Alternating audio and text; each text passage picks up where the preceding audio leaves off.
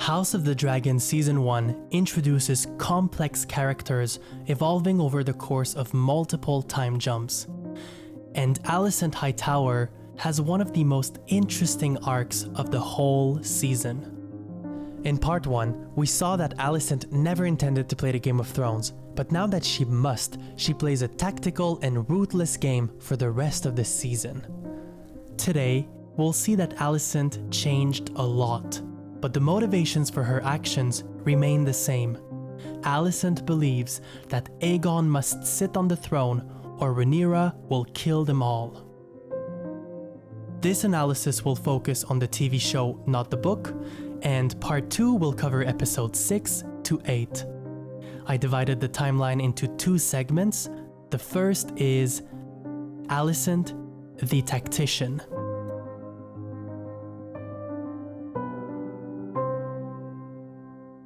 Episode 6 opens with Rhaenyra giving birth, and Alicent immediately demands to see the baby. Asking to see the baby right away is cruel. She could have gone to Rhaenyra instead, so it's a way for Alicent to display her power over Rhaenyra. It is clear that their relationship worsened during the 10-year gap, and now Alicent wants to see who the baby looks like. In early episodes, Rhaenyra was married off to Laenor Velaryon to strengthen the ties between the Targaryens and the Velaryons. But Laenor is gay, and Rhaenyra's children look like Harwin strong. In other words, they are bastards, and this fact is at the center of the conflict.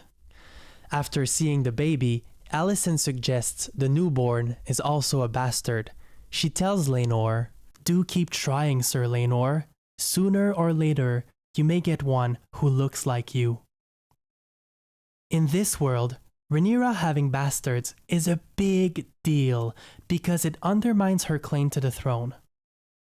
Lyonel Strong, the Hand of the King, reprimands his son Harwin for putting them all in danger, and Alicent will try to exploit this situation to the Green's advantage. Sowing doubt in the legitimacy of Rhaenyra's children can help legitimize her son Aegon's claim to the throne. This is one of 3 pillars to create optimal conditions for the Greens. We will uncover all 3 pillars by the end of this video.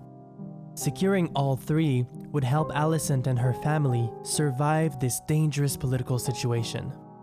In another scene, we see Alicent having a discussion with Viserys. In the absence of her father on the small council, Alicent must sway Viserys alone. In this instance, she tries to convince her husband to see the obvious, that Rhaenyra's children are bastards. And the king says something interesting. The consequences of an allegation would be dire, he says.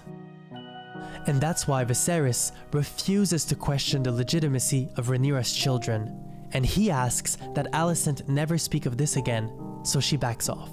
Immediately after, Alicent is seen venting her frustration to Sir Criston Cole. She says, "Have I lost my sanity? To deny the truth our eyes can all plainly see." She adds, "The king, her father, he knows." In part 1 of this analysis, we explored how Alicent considered that Rhaenyra's privilege was unfair. And this theme continues to influence her adult behavior in the second half of Season 1.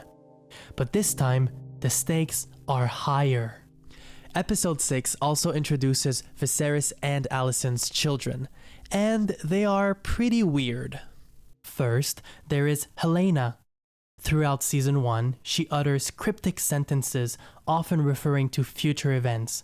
For instance, when Alicent tells her son Aemond, "You will have a dragon one day," Helaena says, "He'll have to close an eye." This refers to Aemond losing an eye after claiming his dragon. Aemond will eventually grow into a violent character, hungry for power. And then there is Aegon, the Green's very own Dauphin. He's lazy, deranged, and not even interested in being king. So yeah, Alicent's children may be legitimate, but they could be problematic for the Greens down the line. Laena is extremely strange, Aemond is violent, and Aegon is deranged. Not the right team for good governance. And the Greens wield power through governance. Speaking of governance, I know that many of you are watching from democratic countries, so if you like the structure of this video or this series, you might like my recent upload. It's about democracy and how together we can protect it for a better future. Back in Westeros, Alicent must secure her father's return from exile, all the while entertaining political relations on the small council. And she appears to be successful. But even in the absence of her father, his presence looms large. For instance, Alicent echoes Odo when she speaks with Aegon. She says, "If Rhaenyra comes into power, your very life could be forfeit." She adds, "You are the king's firstborn son." In a previous video, we discussed how gender played a role in the succession crisis. This scene also gives us a glimpse into Alicent's problematic parenting, especially with Aegon. Later in this episode, we see Alicent and Rhaenyra at the small council, and their rift has extended to the governance of the realm. Nonetheless, Rhaenyra extends an olive branch to Alicent. She suggests they should squash their conflict and proposes a marriage between Laena and Rhaenyra's son, Viserys. This could avoid war between the Blacks and the Greens. Although Alicent says she will consider the offer, she immediately voices her opposition to Viserys. After all, this would go against her goal to get Aegon on the throne. We also see Alicent caring for Viserys throughout the rest of the season. With every episode, her husband is growing older and weaker. Although their relationship grew colder, to her credit, Alicent remains by his side. Later, Alicent has dinner with Larys Strong. Larys is the brother of Harwin and the son of Lionel, who replaced Odo as Hand of the King. Larys acts somewhat like the head of intelligence for the Greens. He may know many secrets at court, but he's also dangerously violent. And Alicent will learn that soon enough.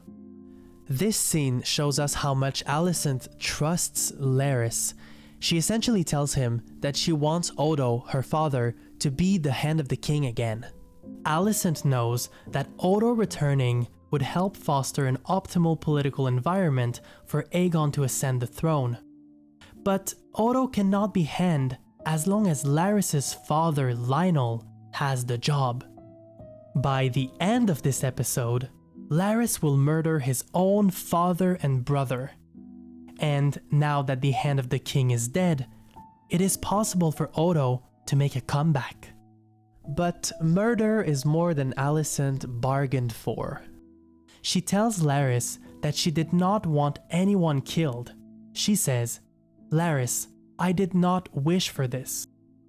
But Larys tells Alicent that he did it to fulfill her wish. He adds, "I feel certain you will reward me when the time is right."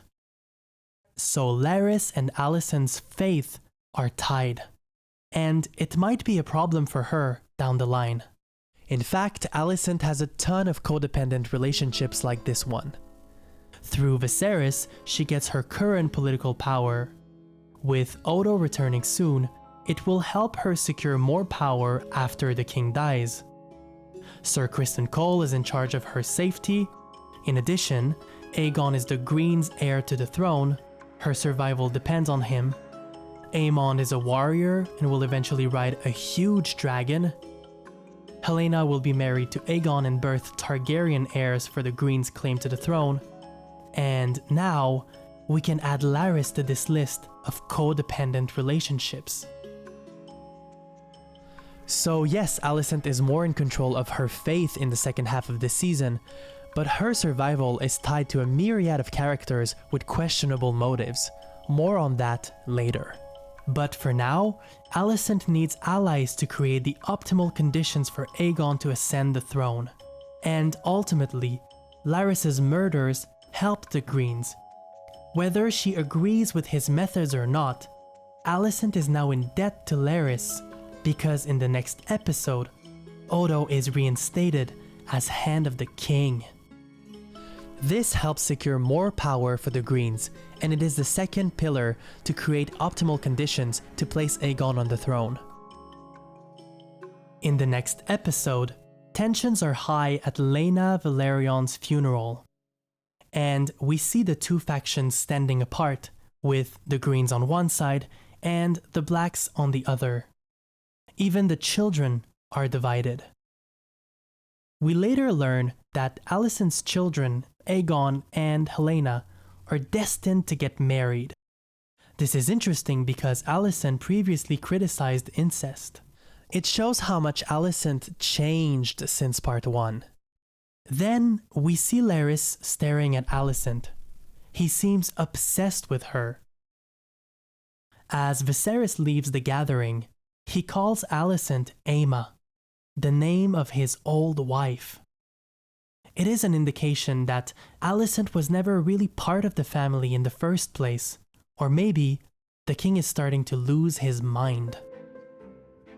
Now that Laena is dead, her gigantic dragon Vhagar is without a rider. And as we said earlier, Alicent's son Aemond does not have a dragon yet. So he sees this as an opportunity to claim Vhagar for himself. And he succeeds. Alicent is not directly implicated with this, but the impact of this event will change her political standing drastically. Let's see how. Upon his return to the castle, Aemond is met by Jace, Luke, Baela, and Rhaenyra. And the children fight. It's clear how the divide between the Greens and the Blacks is now multi-generational. Aemond calls Rhaenyra's children bastards. Luke takes a knife out and slashes Aemon's left eye. So Alicent's child lost an eye, and she loses it when she learns his eye is lost for good. This event culminates in my favorite scene of the whole season. Everyone meets in the Great Hall, and they are all pointing fingers. Alicent's child lost an eye, and Rhaenyra's children say it's because he called them bastards.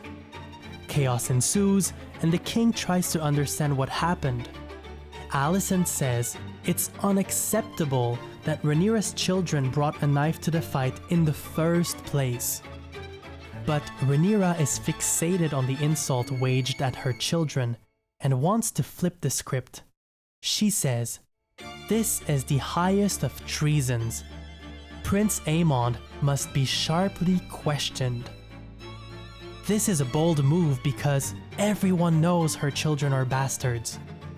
First, Aemond loses an eye, and as if this was not enough, Rhaenyra suggests he committed treason for telling the obvious truth. Now keep in mind, treason often ends with death in this world. So Alicent replies, "Over an insult?" "My son has lost an eye," she says. The king asks Aemond, "Who spoke these lies to you?" Alicent is worried that Aemond will sell her out, which is what Rhaenyra hopes for. Alicent and Aemond share a glance, and Aemond ultimately shows loyalty to Alicent. He says, "It was Aegon." With tensions rising, Viserys confronts Aegon, and he tells it as it is. "We know. Everyone knows. Just look at them." In part 3, we will see how Aegon questions his father's love for him. Alicent will try to reassure him, but it's easy to see how Aegon doubts he was ever loved by Viserys. Viserys does nothing to solve the situation, and Alicent wants justice. It's understandable, her son was mutilated. Even in this instance, after their son lost an eye, the king won't even side with Alicent. The king and Alicent exchange tough words, and she concludes, "Aemond has been damaged permanently." she adds, "There is a debt to be paid," and then pleads with Viserys as tensions keep rising. "He is your son, Viserys, your blood." Desperate for justice, Alicent turns to Sir Criston Cole and says, "Bring me the eye of Lucerys Velaryon." But he refuses. Alicent wants an eye for an eye, literally. It is extreme, but in the absence of justice, a parent's emotions run high. So, Rhaenyra broke the rules all her life and got away with it. Now, Viserys will let her bastards get away with the mutilation of their son. It's too much for Alicent, so she bursts into rage for the first time. I think Olivia Cooke's acting in this scene in particular is extremely impressive. She really carries the role. Alicent takes Viserys' knife and lunges towards the Blacks. Years of suppressed emotions culminate in this moment. Otto implores Alicent to drop the knife, and Alicent ends up slashing Rhaenyra's arm. In the midst of it all, Aemond concludes, "Do not mourn me, mother. It was a fair exchange. I may have lost an eye, but I gained a dragon." Later, Alicent is full of remorse. She also worries this will feed gossip about her sanity and could have an impact on her family at court. But Otto sees things differently. Unlike Alicent, who's surprised by her own conduct, Otto is calm and optimistic. He says, "We play an ugly game. Now, for the first time, I see you have the determination to win it." Otto demands that Alicent meet with the king to repent. He asks her to blame her conduct on their son's injury. This is reminiscent of multiple scenes in part 1. Otto also reminds Alicent that in the end, their side prevails. He says, "Winning Vhagar to our side, the boy was right. It's worth 1,000 times the price he paid." And just like that, the Greens secured more hard power, the third essential pillar to foster optimal conditions to place Aegon on the throne. By the way, you know I love to interact with you on this channel, so if you want to support, you can give this video a like and you can also subscribe to my channel. Thank you. These events will impact Alicent's hand in the Game of Thrones. Her behavior showed the Blacks that Alicent must be feared, that her actions can be directed by strategy but also by her impulses. If Rhaenyra doubted that Alicent was capable of murder, now she must believe it. So Alicent is justified to worry about her reputation at court, for better or worse. The next day, Larys tells Alicent, "If it's an eye you want to balance the scales, I am your servant." But now Alicent knows to be careful with Larys, especially after he killed his own family for her. So she fearfully replies, "That will not be necessary. But your devotion has not been unnoticed." Alicent knows Larys can be of use to her, but at the same time, she knows he's like a dangerous pet. He is an unpredictable, manipulating, and amoral character. This brings us to our second segment. Alicent consolidating power. Now that Alicent and the Greens secured all 3 pillars, they must consolidate their power, and as we discussed prior, much of it is wielded through governance. At the end of the previous episode, the Greens left with Viserys on their way to King's Landing, and as Viserys' health continues to decline, Otto and Alicent essentially govern in his name. To be fair, someone has to take care of the everyday platitudes of governing, and to their credit, the Greens are fulfilling that duty. And everything points to good governance. The realm seems to be running as usual. Meanwhile, the Blacks are on Dragonstone hatching eggs. I covered the impact that religion has on politics and power in a previous video.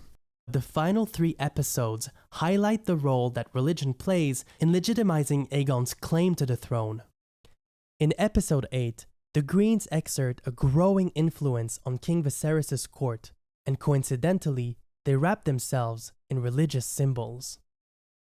At the Red Keep, Targaryen symbols were replaced with religious ones, and Alicent is seen wearing ostentatious religious signs. Yes, the Greens are believers, but their increased alignment with the church was likely a strategy to legitimize their imminent move for the throne.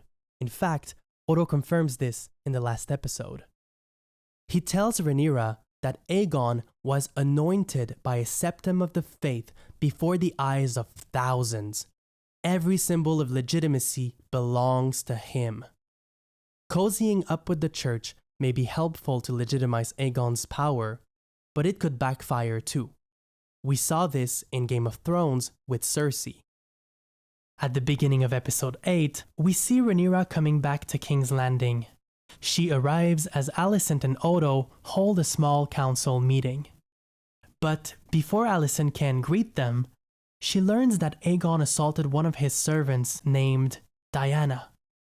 The young girl is visibly terrified. Alicent is often trapped between her own morality and the politics of her position. This is a prime example. Alicent comforts Dyana and says she believes her claims, but at the same time, she pays Dyana for her silence, like some sort of informal NDA. She doesn't want anyone to know about Aegon's depravities, of which there are many. Alicent also gives Dyana moon tea, a sort of morning after pill. So when Rhaenyra says that Alicent hides under a cloak of righteousness, she's not wrong. Here, Alicent silences Dyana to protect Aegon. Then, Alicent confronts Aegon with these allegations and scolds him for his behavior. It's unclear if anything Alicent tells her children actually has an impact on their behavior. She tells Aegon, "You're no son of mine." So, Aegon, much like Alicent before, does not seem to get a lot of love from anyone. And it may help explain why he's so deranged. He tells Alicent he feels like he'll never be enough for her. After settling the Dyana matter, Alicent is finally ready to greet Rhaenyra and Daemon, who are now married. Tensions remain high. Rhaenyra implies that Alicent now rules in her father's name, and Alicent replies, "I do not rule, as you know well."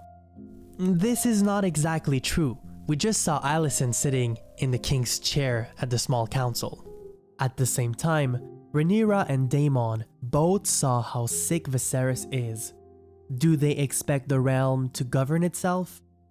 Rhaenyra knows the implications of governance. She was on the small council before leaving for Dragonstone. And what has she done to help with the governance while her father is sick? It's an unfair criticism of Alicent. Someone has to do it, and Rhaenyra is nowhere to be found. Then, Rhaenyra and Daemon accuse Alicent of poisoning Viserys to usurp his power, but Alicent says the king needs the drug to ease his pain. The show is never really clear on this matter, but we know that Viserys' health was declining for a long time, way before he was left alone with the Greens. Again, it's unfair for Rhaenyra to accuse Alicent of poisoning the king when she herself is nowhere to be found. Someone has to take care of him. Alicent both fulfills her duty to the realm and the king, so it's natural for Alicent to think the Greens should be in charge. After all, in her absence, Rhaenyra has not shown any interest in governing or helping the king. In a later scene, the Greens are trying to broker a deal with Aemond and Velaryon ahead of what seems like an inevitable challenge for Driftmark. The Hightowers will support Aemond's claim in exchange for Velaryon's support when it's time to crown Aegon. At times, like in this scene, we see that Alicent has some hesitations about the Green's plan, which is interesting because in practice, she does everything she can to place Aegon on the throne. Odo, in lieu of Viserys, holds a meeting in the throne room and is ready to name Aemond heir of Driftmark. Once again, the room is divided with the Greens on one side and the Blacks on the other. But Viserys makes an unexpected entrance.